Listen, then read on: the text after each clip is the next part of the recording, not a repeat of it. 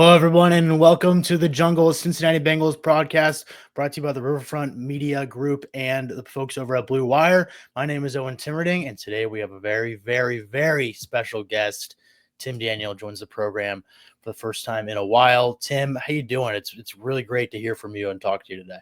Man, I'm so happy when you text me to be your guest, and I'm stoked. I've been paying attention to what you and Caroline are doing. You guys are doing an awesome job.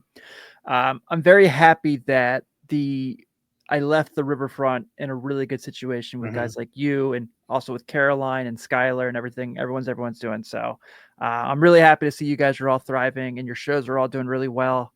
Even though this isn't where I work anymore, this is still home to me. Is what I always say. So. Well, that's why I was like, who can we bring on today? So I'm trying to find a way to reach out and do more guests than just Caroline and I thought you'd be a pretty good jumping off point. And I appreciate it. It totally fits in having you on the show because we were very familiar with your disdain for Pittsburgh and Baltimore.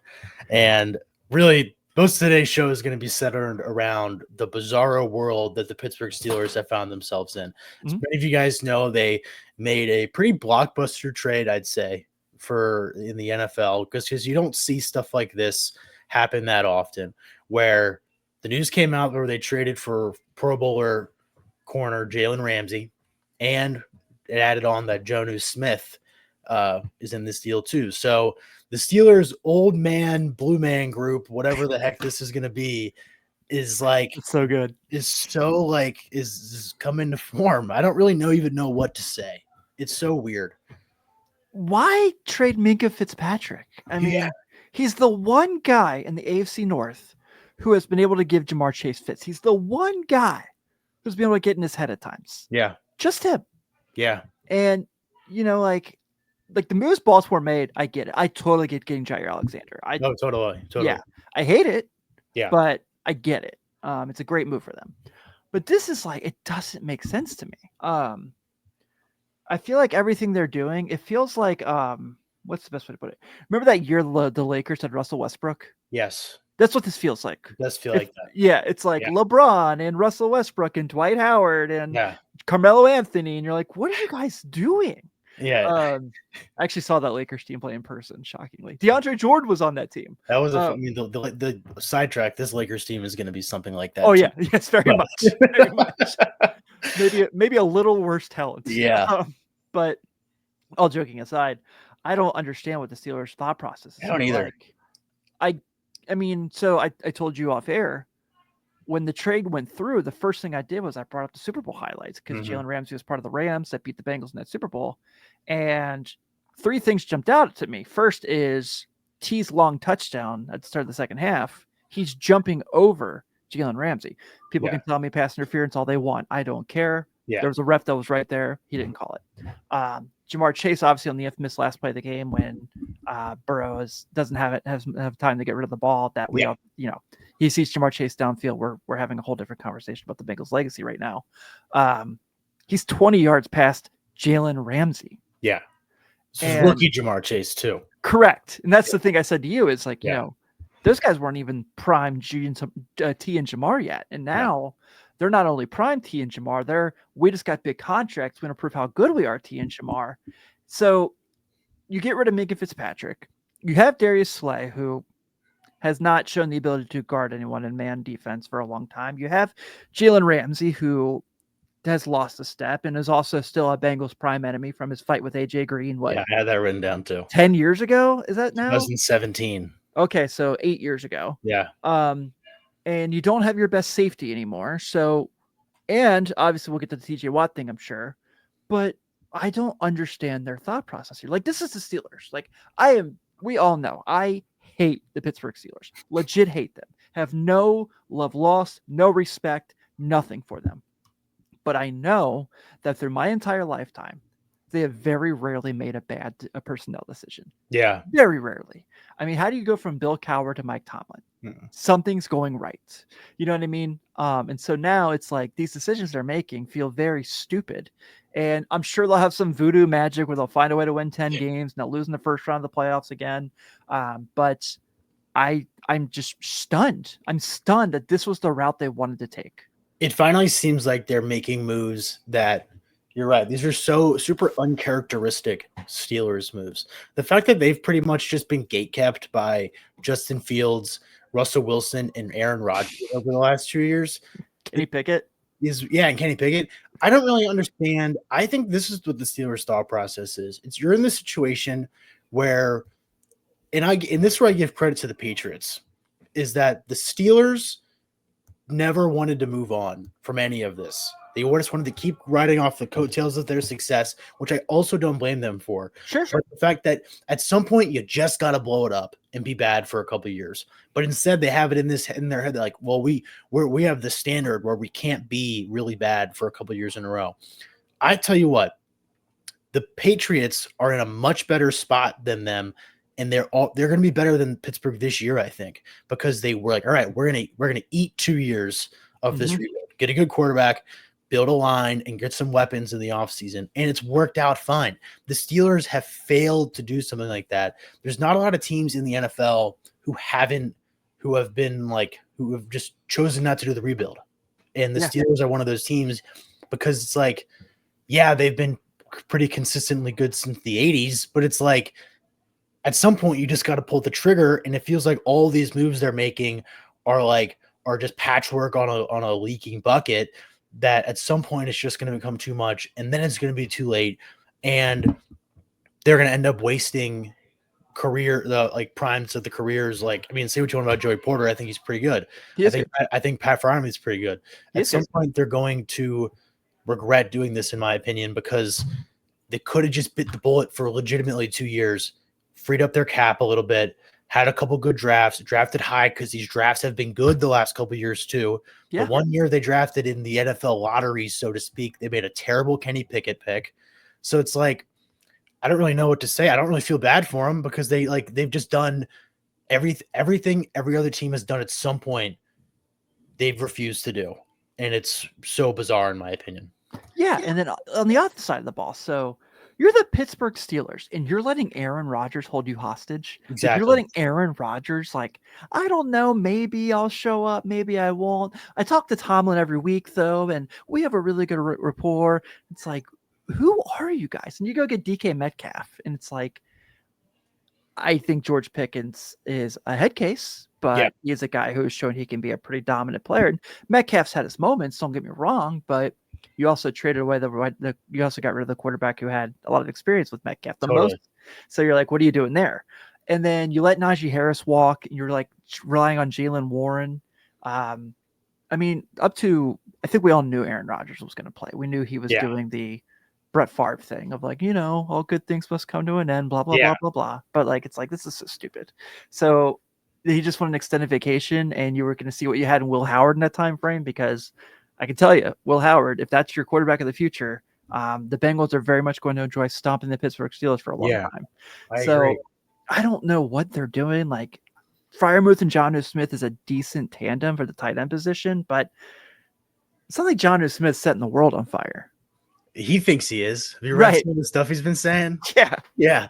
I was reading some Steelers blogs to prepare for this episode just to see what they were saying, and all of the articles were like, Jonnu Smith is finally set free. Jonnu Smith is happy that he thinks him and Jalen Ramsey are the missing pieces to the Pittsburgh Steelers. Give me a break, Jonnu Smith. You've been on 4 or 5 teams, dude. Like, I was going to say. Yeah, let me look up how many teams he's been on real quick. I mean, he's been on at least Atlanta and New England, right?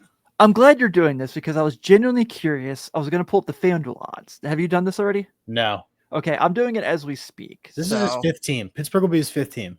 At some point, it just doesn't work, bro. Like, seriously. It's like you see this college kids who play quarterback at 4 different schools. You're like, just go to the NFL or go get an insurance job selling insurance. Exactly. Like, at some point, no one cares.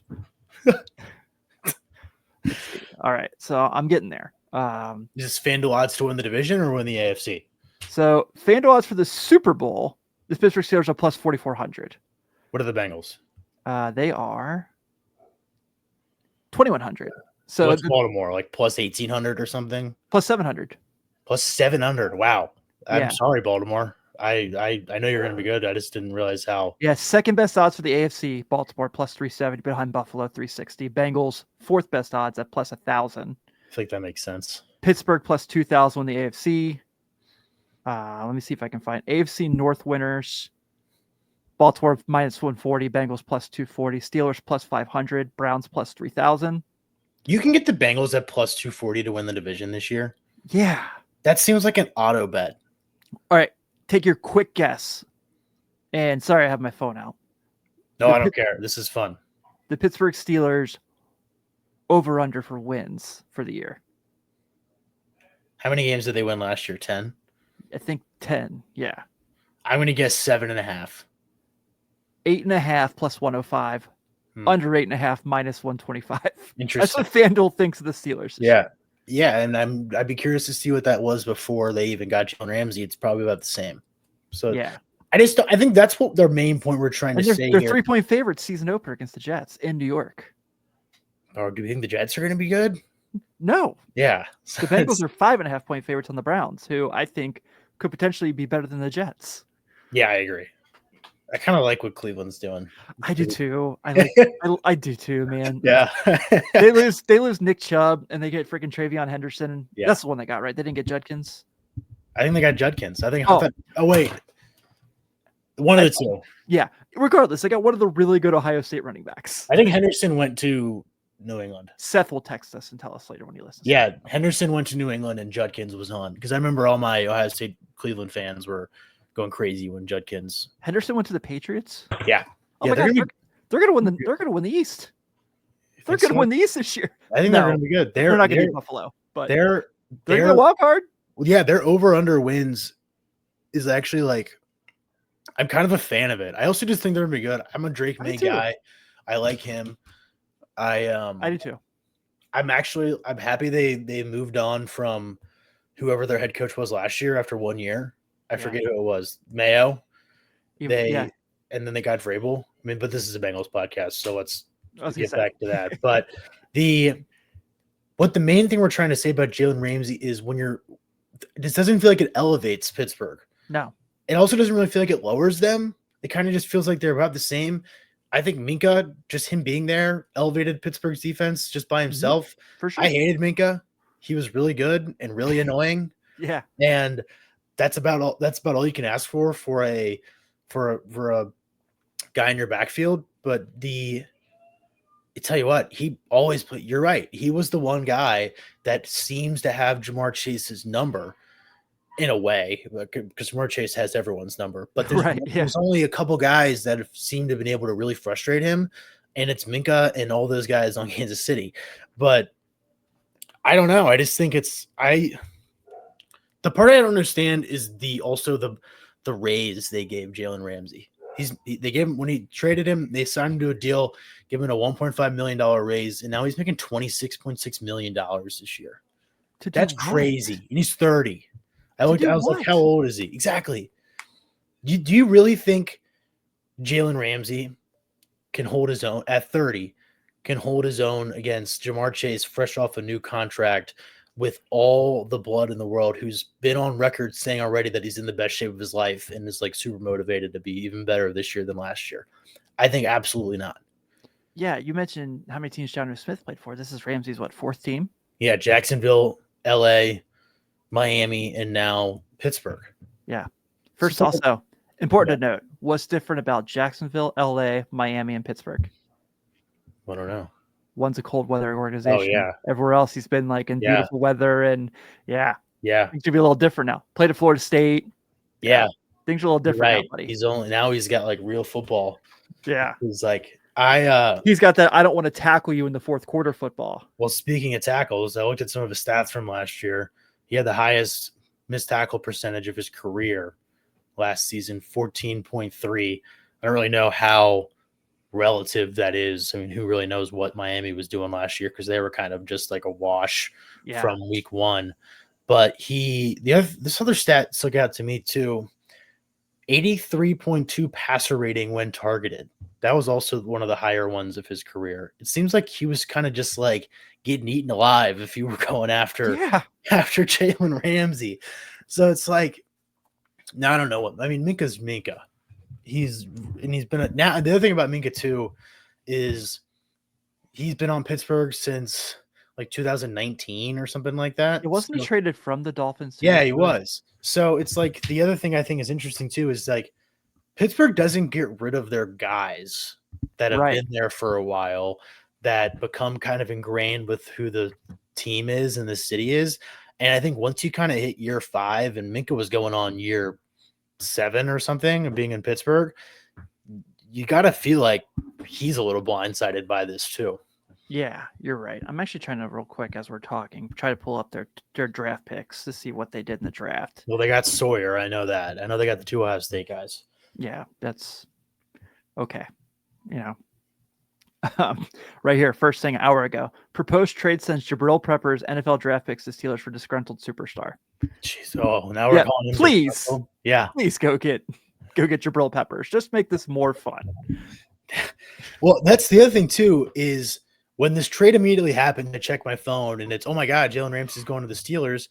That they're gonna have a pretty good secondary, and then the next one is Minka Fitzpatrick in trade to Miami. I was like, this totally changes my mind on how I feel about this deal, because instead of having like Minka be your guy and take a lot of pressure off Jalen Ramsey is immediately thrusted into this role. And do you trust year 2 or 3 Joey Porter Jr. to be a star? I mean, I think he's going to be pretty good, but I don't really know what his deal is. What do they think they're getting from Cameron Hayward this year? He's 100. He's old. Years. Yeah. So this Steelers team is so much different than it was last year. In the last calendar year, they've gotten rid of Pickens, and they got rid of both quarterbacks that they had. And now they've totally retooled this defensive with Slay now and Jalen Ramsey, and they added a tight end to an already crowded tight end room. So I don't really know what. Yeah, I guess they think the kid from Iowa is probably going to end up being their starting running back, which is probably. I mean, I don't know much about him, to be honest with you. But I don't understand their thought process. If this is finally, like you said, if this is the year, they're like, all right, let's pack it in and let's see if we can get something going in the draft next year. Yeah. What do you think Aaron Rodgers is actually going to do there? Because that Jets year was not good. He wasn't good the year he got. I mean, yeah, because he wasn't good. He was terrible last year.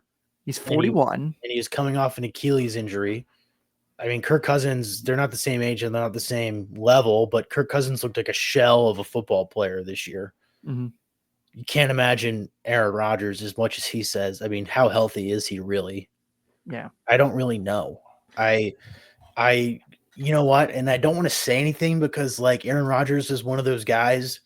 Right. This reminds me a lot of, I think he maybe has one more good year in the tank if he really wants to, and it would happen this year.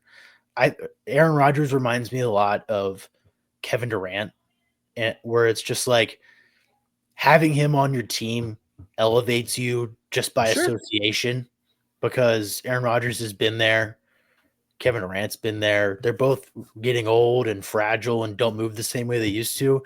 But like, would you rather play one of them over a rookie who you just drafted? Probably.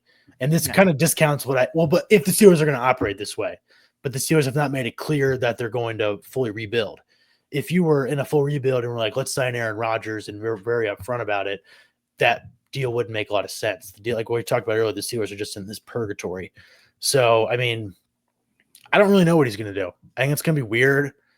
I don't want to say anything because it's Aaron Rodgers and it's like really hard to come out here and be like, he's going to stink. But again, I saw what I saw last year and he was terrible. So I don't really know. And Steelers fans aren't exactly excited about their offensive line for next year. No, I don't think really anyone. I tell you what, man, the Steelers fans, I only know a couple. But just from what I read online, I think they're kind of confused what's going on too. There's not a lot of people like going tooth and nail to back any of these moves up that they've made this offseason.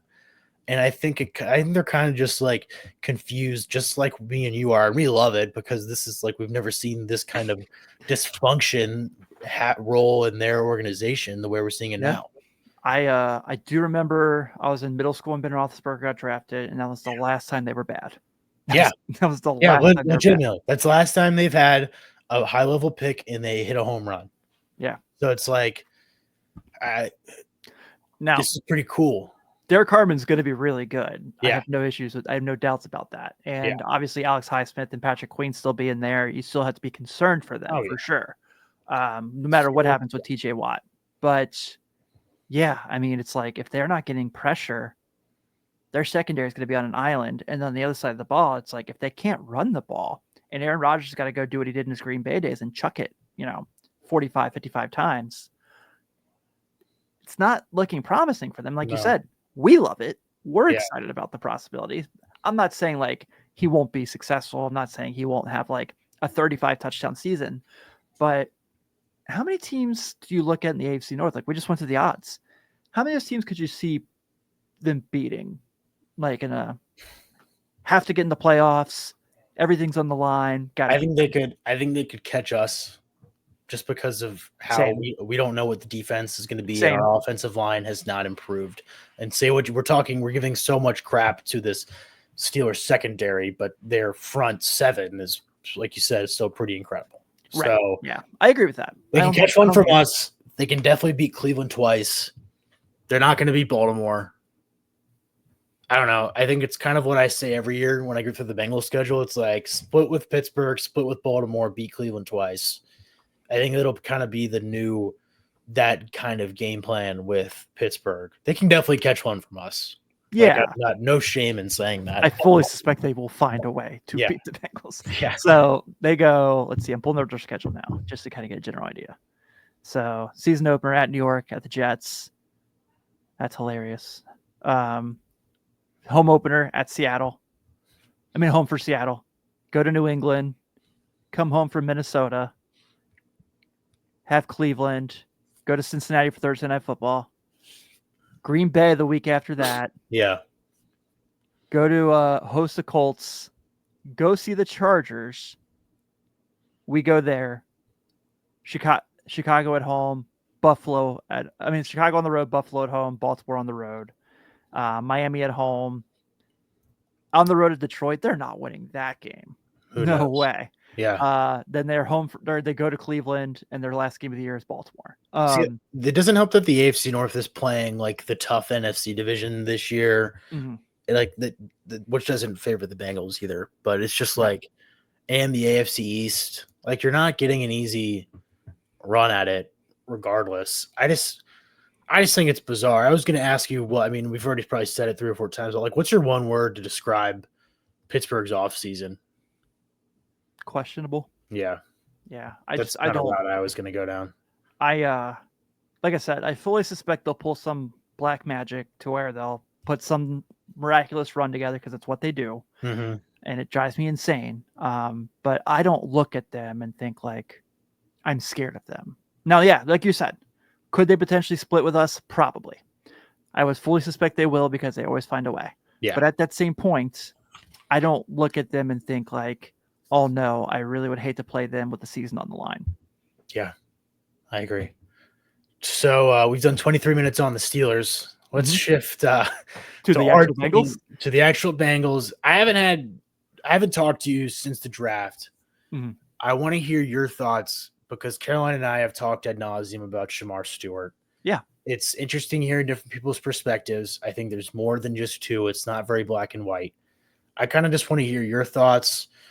I don't really think you need to blame anyone because I think it kind of goes both ways. But I just want to hear your side and your opinion on this because I think it's something worth talking about. Yeah, it is, man.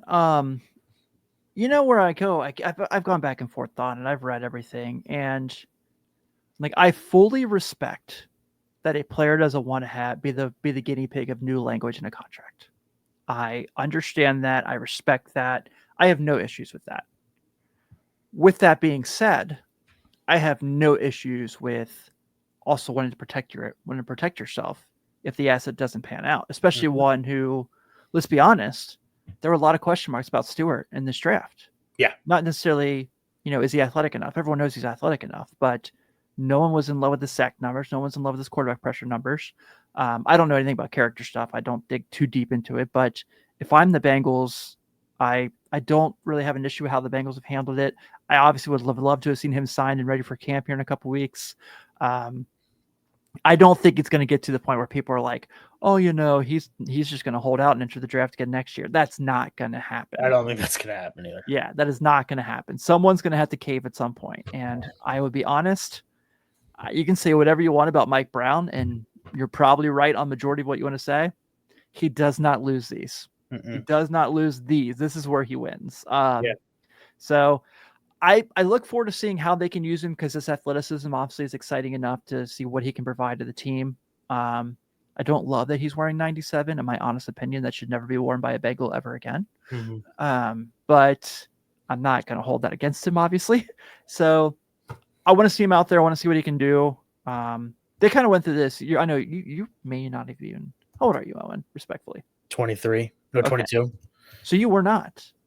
They went through the same thing with kind of similar with Justin Smith his rookie year in 2001. Yeah, he did not sign until the season started, and so he didn't have training camp. He didn't do anything and so, and then he ended up being pretty good. I don't think that Shamar Stewart's going to be Justin Smith. Certainly more athletic. Yeah, but Justin Smith played in the NFL for 30 years, it feels like. But I really am excited to see how this plans out. I fully suspect by week 1 in Cleveland, he will be in uniform. I just don't know how it's going to get there. All right, tangent from that. Is Trey Hendrickson playing week 1? Yes. Okay, I agree. I think too much money. But yeah, too much money. Yeah. At some point, the fines are going to add up. Do you think he resigns? Yes. I also think he resigns.